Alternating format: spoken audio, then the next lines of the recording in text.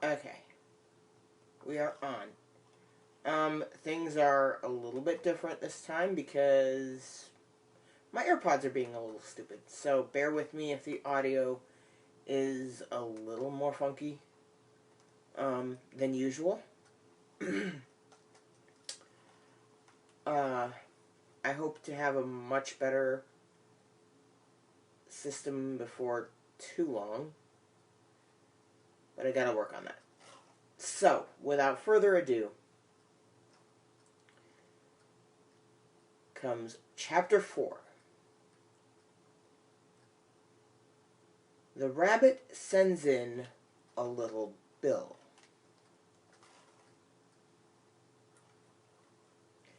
If you remember last time,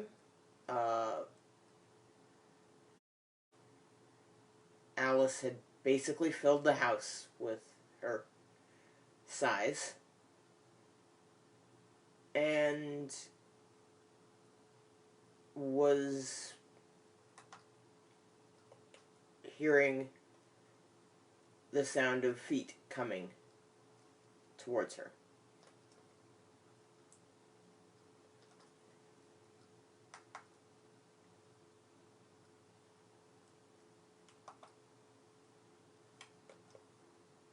Oops. Okay.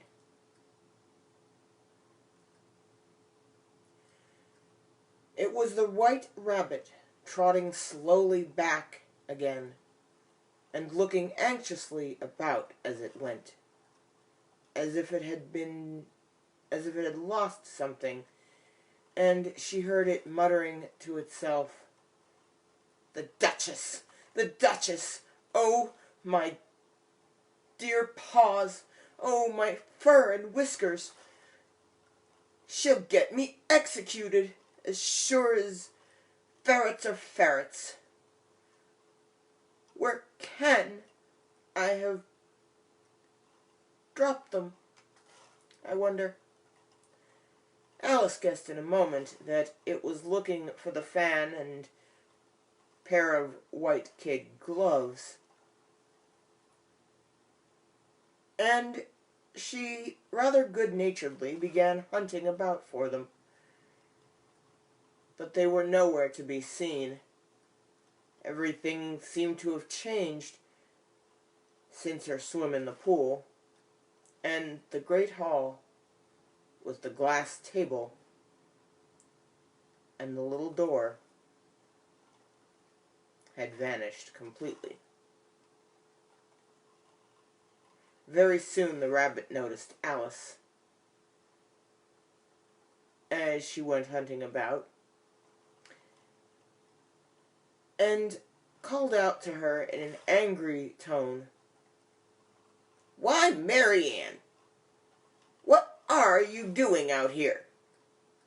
Run home this moment and fetch me a pair of gloves and a fan. Quick now." Alice was so much frightened that she ran off at once in the direction it pointed to, without trying to explain the mistake that it had made. "He took me for his housemaid," she said to herself as she ran.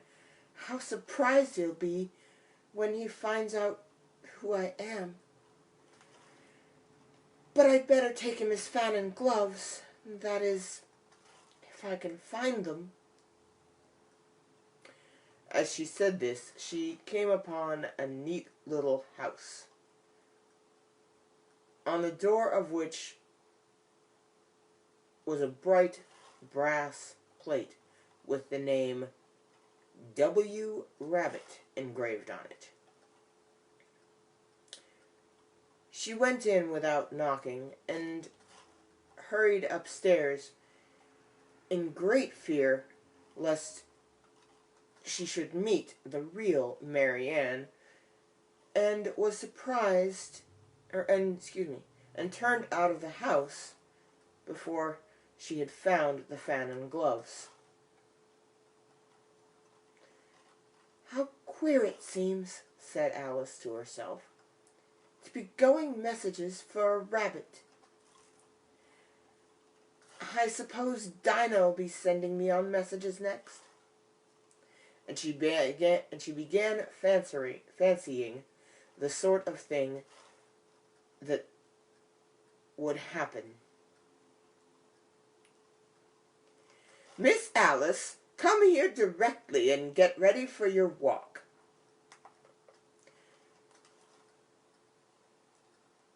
Coming in a minute, nurse. But I've got to watch this mouse hole till Dinah comes back, and see that the mouse doesn't get out. Only, I don't think, Alice went on, that they'd let Dinah stop in the house if she began ordering people about like that.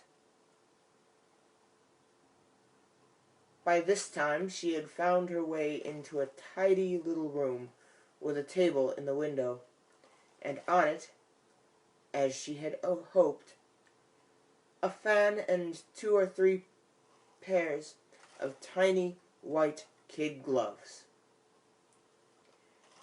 She took up the fan and a pair of the gloves, and was just going to leave the room when her eye fell upon a little bottle that stood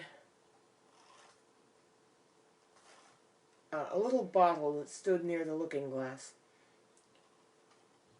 There was no label this time with the words "Drink me," but nevertheless she uncorked it and put it to her lips.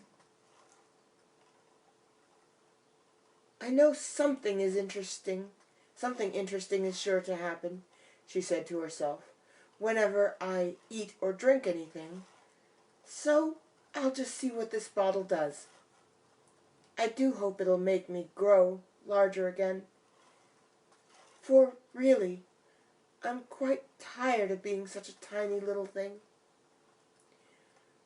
It did so indeed, and much sooner than she had expected. Before she had drunk half the bottle, she found her head pressing against the ceiling, and had to stop to save her neck from being broken. She hastily put down the bottle, saying to herself, "That's quite enough. I hope I shan't grow any more. As it is, I can't get out of the door."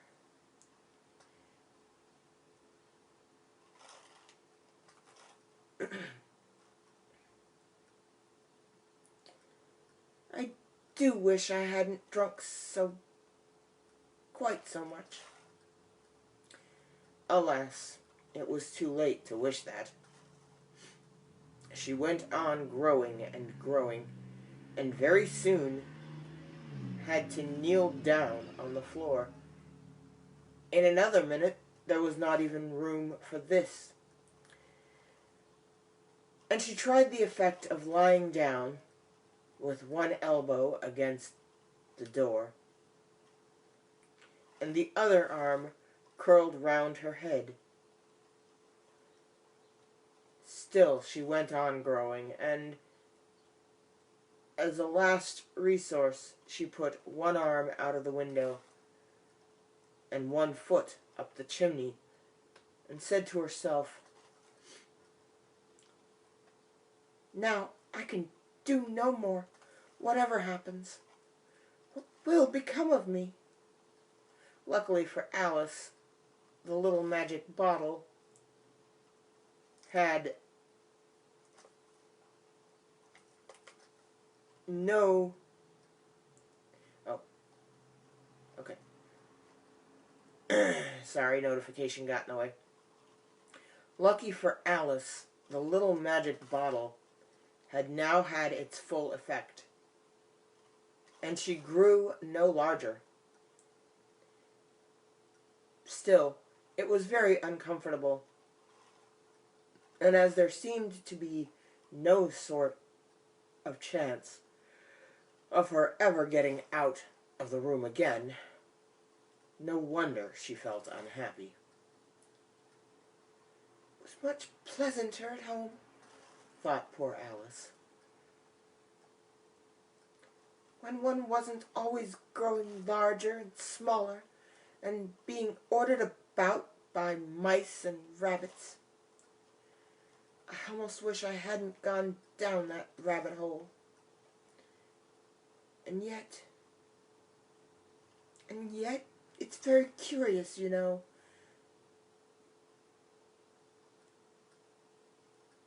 This sort of life. I do wonder what can have happened to me.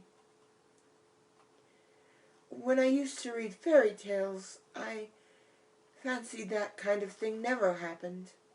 And now, here I am, in the middle of one. There ought to be a book written about me, that there ought.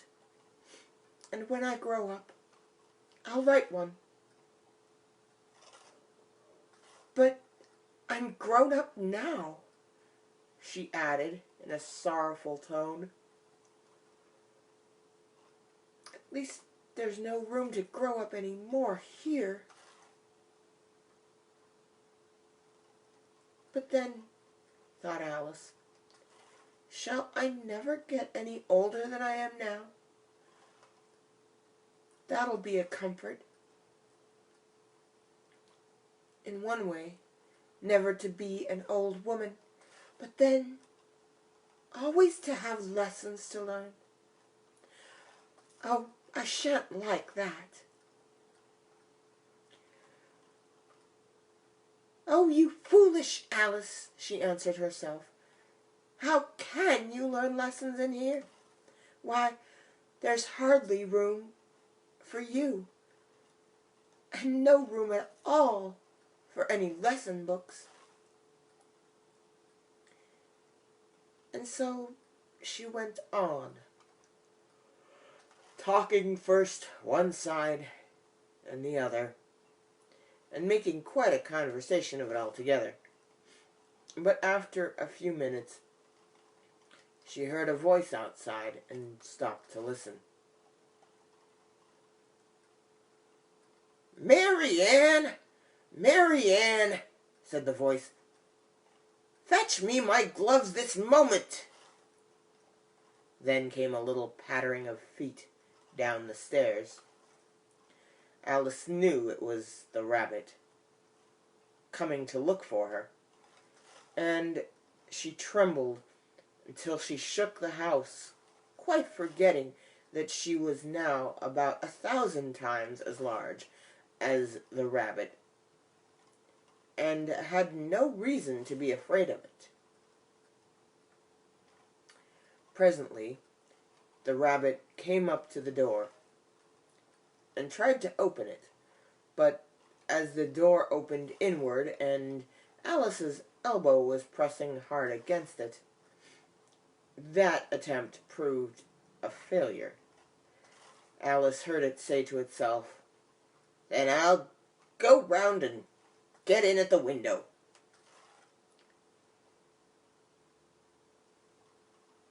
"That you won't," thought Alice, and after waiting till she fancied she heard the rabbit just under the window, she suddenly spread out her hand and made a snatch in the air. She did not get hold of anything, but she heard a little shriek and a fall, and a crash of broken glass, from which she concluded that it was just possible it had fallen into a cucumber frame, or something of the sort. Next came an angry voice, the rabbit's. "Pat! Pat, where are you?" And then a voice she had never heard before. Sure then, I'm here digging for apples, Your Honor. Digging for apples, indeed, said the rabbit angrily. Here, come and help me out of this. Sounds of more broken glass. Now tell me, Pat, what's that in the window?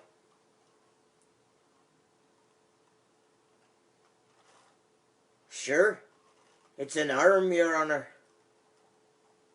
He pronounced it arm. An arm, you goose?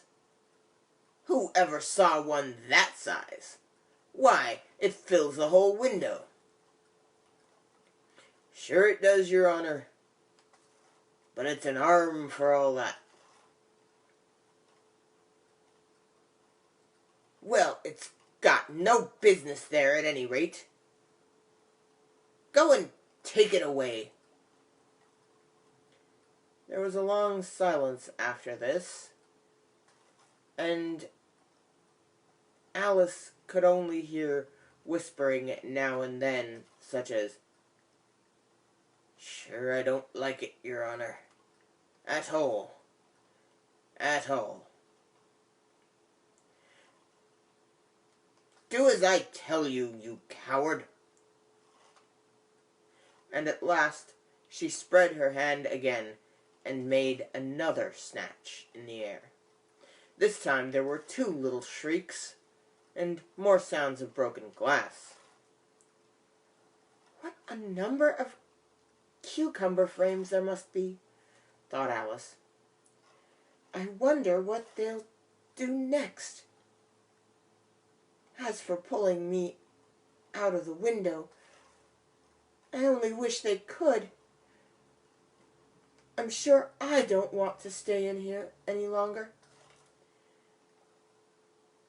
She waited for some time without hearing anything more. At last came a rumbling of little cartwheels, and the sounds of a good many voices all talking together. She made out the words, Where's the other ladder?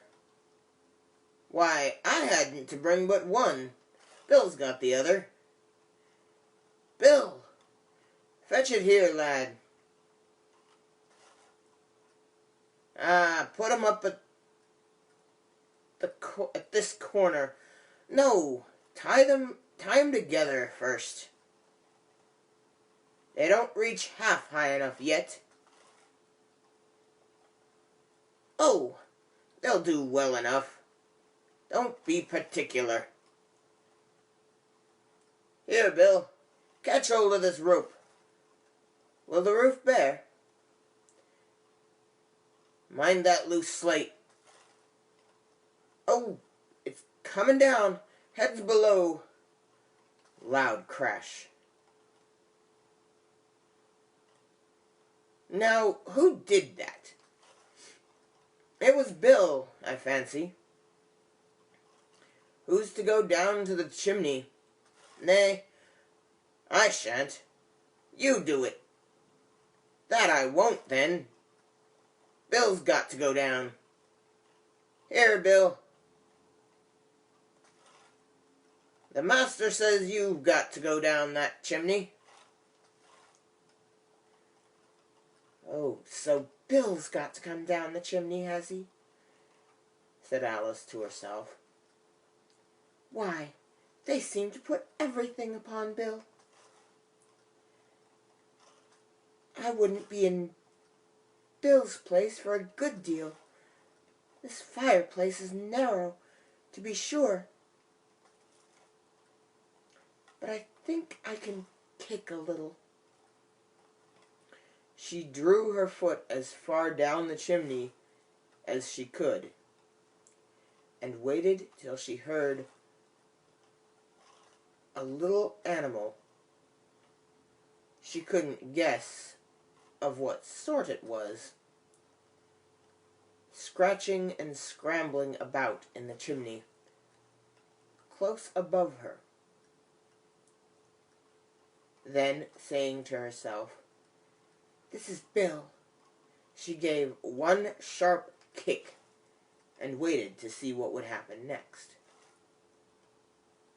The first thing she heard was a general chorus of, "There goes Bill!"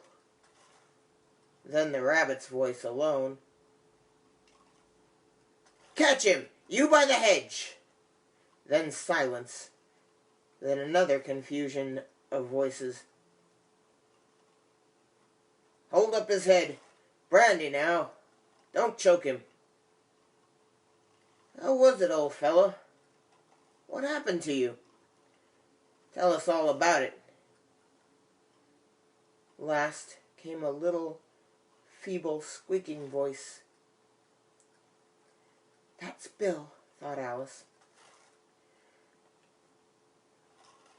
"Well, I hardly know. No more, thank ye. I'm better now, but I'm a deal too flustered to tell you. All I know is something comes at me like a jack-in-the-box, and up I goes like a skyrocket."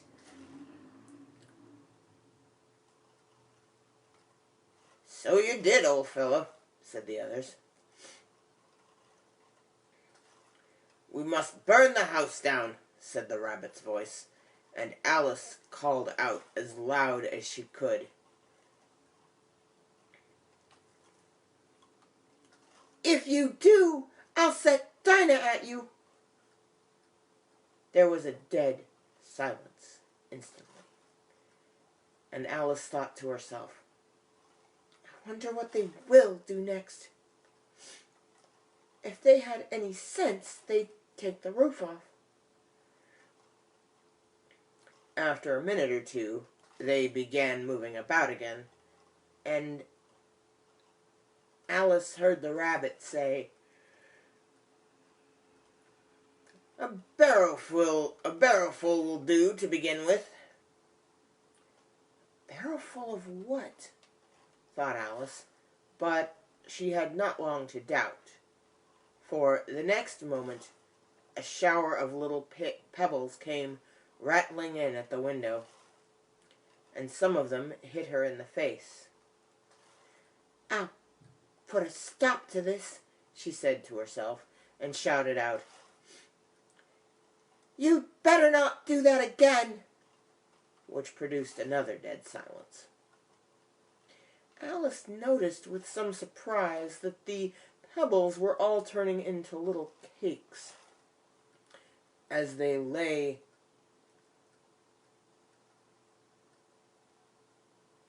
on the floor, and a bright idea came into her head. "If I eat one of those cakes," she thought, "it's sure to make me change in my size, and as it can't possibly make me larger, it must make me smaller, I suppose." So she swallowed one of the cakes, and was delighted to find that she began shrinking directly. As soon as she was small enough to get through the door, she ran out of the house and found quite a crowd of little animals and birds waiting outside. The poor little lizard, Bill, was in the middle, being held up by two guinea pigs who were giving it something out of a bottle.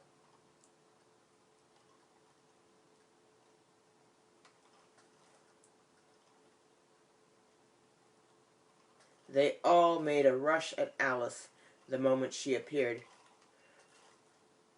but she ran off as hard as she could, and soon found herself safe in a thick wood. "The first thing I've got to do," said Alice to herself as she wandered about in the wood, "is to grow to my right size again. And the second thing is to find my way into that lovely garden. I think that will be the best plan." It sounded an excellent plan, no doubt, and very neatly and simply arranged. The only difficulty was that she had not the smallest idea how to set about it, and while she was peering about anxiously among the trees, a little sharp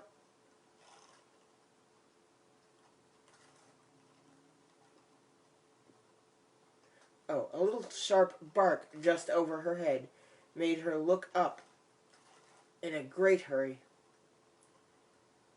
An enormous puppy was looking down at her with large, round eyes, and feebly stretching out one paw, trying to touch her. "Poor little thing," said Alice in a coaxing tone, and she tried hard to whistle to it. But she was terribly frightened all the time at the thought that it might be hungry, in which case it would be very likely to eat her up, in spite of all her coaxing.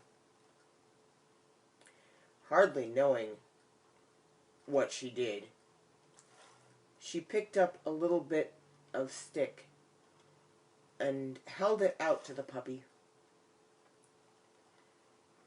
Whereupon the puppy jumped into the air with all its feet at once, with a yelp of delight, and rushed at the stick.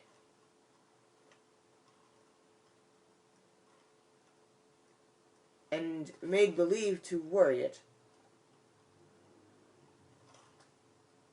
Then Alice dodged behind a great thistle to keep herself from being run over, and the moment she appeared on the other side, the puppy made another rush at the stick, and tumbled head over heels in its hurry to get hold of it. Then Alice, thinking it was very like having a game of play with a cart horse, and expecting every moment to be trampled upon, or trampled under its feet, ran round the thistle again. Then the puppy began a series of short charges at the stick, running a very little way forward each time, and a long way back, and barking hoarsely all the while, till at last it sat down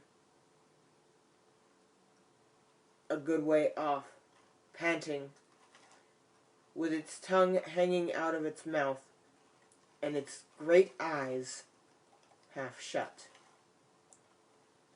This seemed to be, to Alice, a good opportunity for making her escape. So she set off at once, and ran till she was quite tired and out of breath,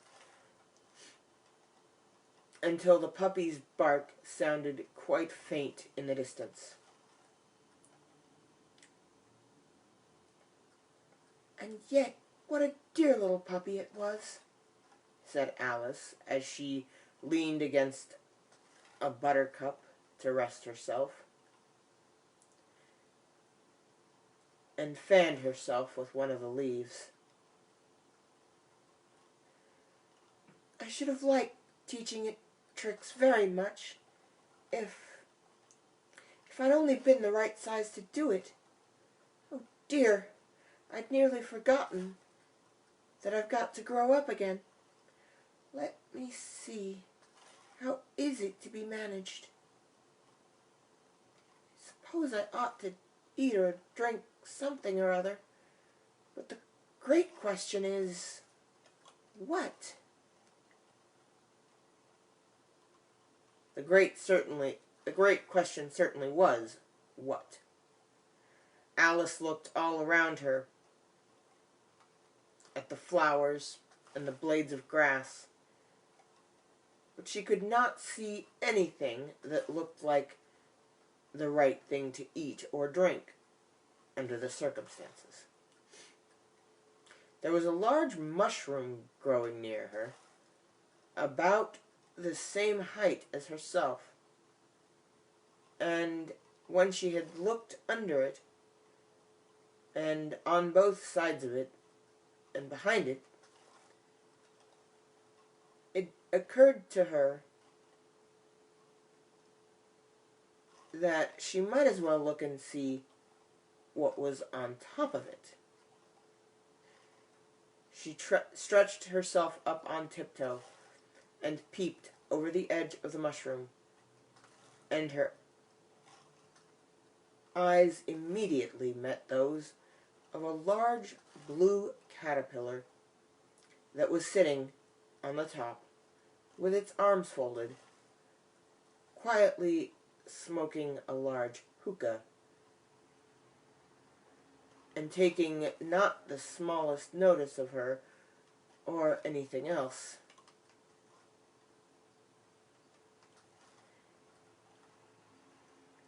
"And tomorrow we shall meet," said Caterpillar.